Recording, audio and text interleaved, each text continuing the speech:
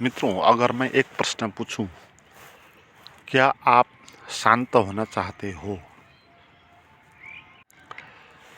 तो जो आप कहेंगे वो झूठ ही कहेंगे। ये बहुत अद्भुत बात है, क्योंकि हम शांत होना चाहते ही नहीं। गहरे में अगर हम शांत होना चाहते हैं तो इस संसार में कोई भी ऐसी शक्ति नहीं है कि हमको अशांत कर ले। यह हमारी स्वतंत्रता है, यह हमारी निजता है। इसी को कहते हैं ये आत्मा है, क्योंकि हमारे भीतर क्रिएशन है। हम सुंदर क्रिएशन कर सकते हैं, हम शांत हो सकते हैं, हम परम आनंदित हो सकते हैं, और ये प्रतिभा है हमारी, इसलिए हम हो तो सकते हैं। मगर समस्या ये है कि हम होना चाहते नहीं। मगर आप कहेंगे कि क्यों नहीं चाहते हैं? हम तो ये शांति चाहने के लिए, ये ज्ञान चाहने के लिए कितना प्रयास करते हैं। सुबह शाम पूजा पाठ से, प्रवचन सुनने से, ध्यान करने तक कितना हम नहीं करते। तो क्या इससे ये बात प्रमाणित नहीं हो जाती कि हम शांत होना चाहते हैं? मगर मैं कहूँगा अपने अनुभव से कि हम गहरे में शांत होना चाहते नहीं। और बहुत बहुमूल्य बात है, क्योंकि अगर आप ये जान लें कि शांत होने के लिए जब आप राजी होंगे तभी आपके पास पात्रता आएगी शांति को ग्रहण करने के लिए। मगर हम शांत क्यों होना नहीं चाहते, या हम क्या हमारी भीतर कमजोरी है हमारी भीतर कि हम शांति को चाहते नहीं है। असल में हम चाहते तो अशांति को चाहते है ना। और ऊपर ऊपर की बात होती है शांत होने की। बहुत अद्भुत बात है। गहरे में हम अशांत होना चाहते हैं। हम उन चीज़ों में जीना चाहते हैं जहाँ अशांति मिलती है। और हम दिन भर यही तो चाहते हैं ना। हम किसी से बात करने के लिए चाहते हैं, हम किसी मनोरंजन के लिए चाहते हैं, दोस्त के साथ जाना चाहते हैं, पैसे इकट्ठे करना चाहते हैं, अपना काम करना चाहते हैं। तो हम उन चीज़ों को चूजते हैं जहाँ से अशांति होती है। जैसे हम ऐसे खान पीन कर लेंगे जहाँ से शरीर में अशांति पैदा हो जाए। जैसे ऐसे मित्रों के साथ हम बात कर लेंगे जहाँ से अशांति हो जाए। और अभी लोग कितने बड़े बड़े अशांति में जी रहे होते हैं, आप अचंभित होंगे। उसने उसको क्या कहा और उसने उसको क्या कहा, और तूने मुझे ऐसा क्यों कहा। इन बातों में 2 आदमी 5 आदमी के बीच इतनी अशांति चल रही होती है कि लोग एक दूसरे का मर्डर तक करते थे। तो हम क्या चाह रहे हैं, जो हम कर रहे हैं वहाँ से पता चलेगी ना बात कि हम क्या चाहते हैं। तो बात साफ है कि हम अशांति चाहते हैं। हम उन बातों को सोचना चाहते हैं, सोचते हैं जिन बातों से हमको परेशानी होती है। ये कोई बैठा है एकदम से भय की बात सोचने लगेगा, अगर कुछ आ गया तो क्या होगा। तो जबरदस्ती से अशांत की बात वो सोच रहा है। तो इसीलिए कहा कि हम शांति को चाहते नहीं। अगर आप शांति को चाहते, शांत होना चाहते, संतुष्ट होना चाहते, तो आप उन बातों पे उलझते नहीं, तो उन मित्रों से आप मिलते नहीं, या वो बात आप छोड़ देते। जैसे आप कहे एक आदमी कैसे शांत होता है। 1-2 घंटे के लिए वो शांत होना चाहता है और कहीं पर बैठता है, तो क्या करके वो शांत हो सकता है?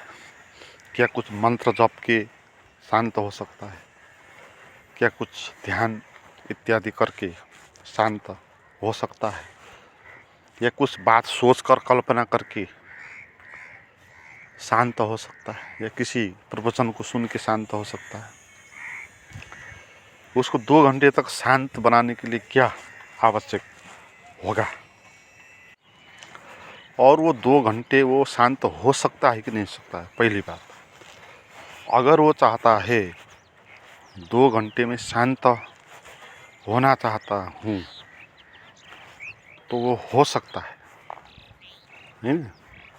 कोई आदमी शांत होना चाहता है तो वो क्यों नहीं शांत होगा, है ना?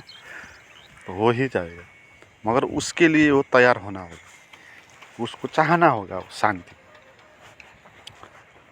और जो अशांति पैदा करने वाली चीज़ है तो उसका वो उपेक्षा करेगा।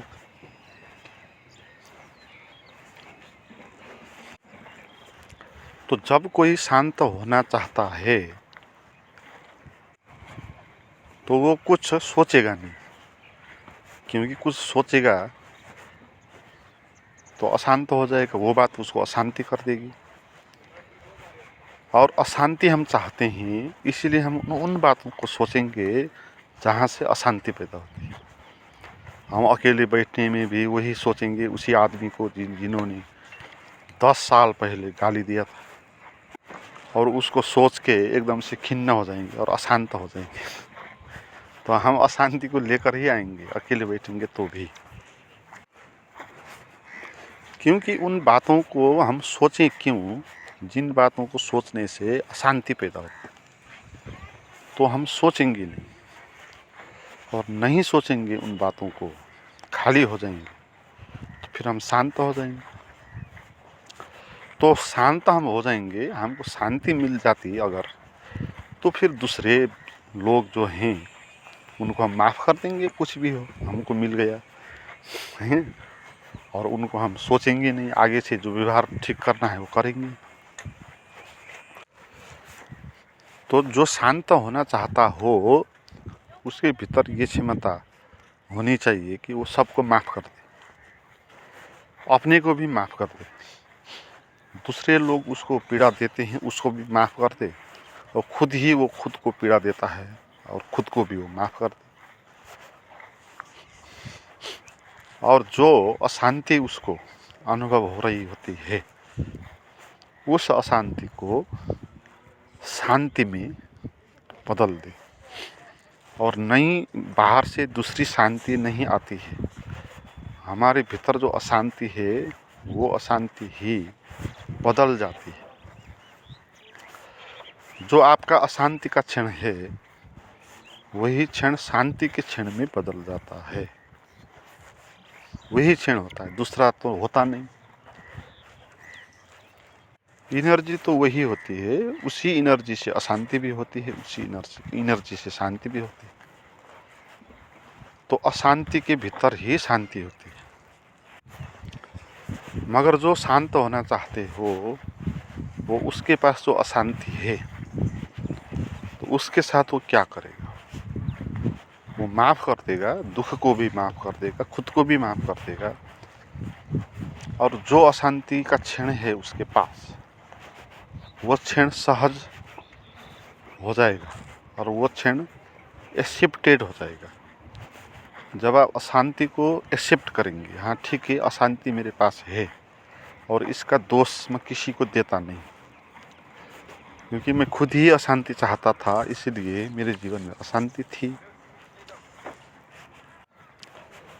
तो जो अशांति है जीवन की उसको स्वीकार करेगा।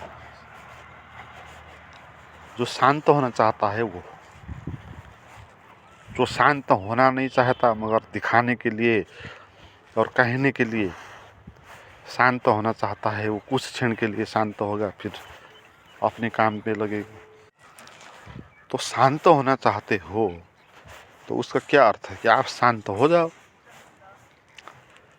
और उन बातों को आप मत सोचो, उनको आप छोड़ दो, सबको आप माफ़ कर दो, खुद को भी माफ़ कर दो। और जो तुम्हारे आसपास अशांति बची हुई है उस अशांति को एक्सेप्ट कर दो। कह दो कि ये जो अशांति है ये मैंने खुद पैदा की है इसको, और इससे भागने से, इसके साथ द्वंद्व करने से कुछ होने वाला नहीं। तो उस क्षण को आपने स्वीकार कर दिया, ठीक है कह दिया। तो फिर क्या बचा? फिर वो अशांति धीरे धीरे एक्सेप्टेड होते जाएगी, वो कन्वर्ट होती जाएगी शांति में, और आपके भीतर कुछ भी अशांति बचेगी नहीं, सभी शांत हो जाएगा, सभी शांत हो जाएगा, कुछ बचेगा नहीं। तो फिर शांत आप हो गए।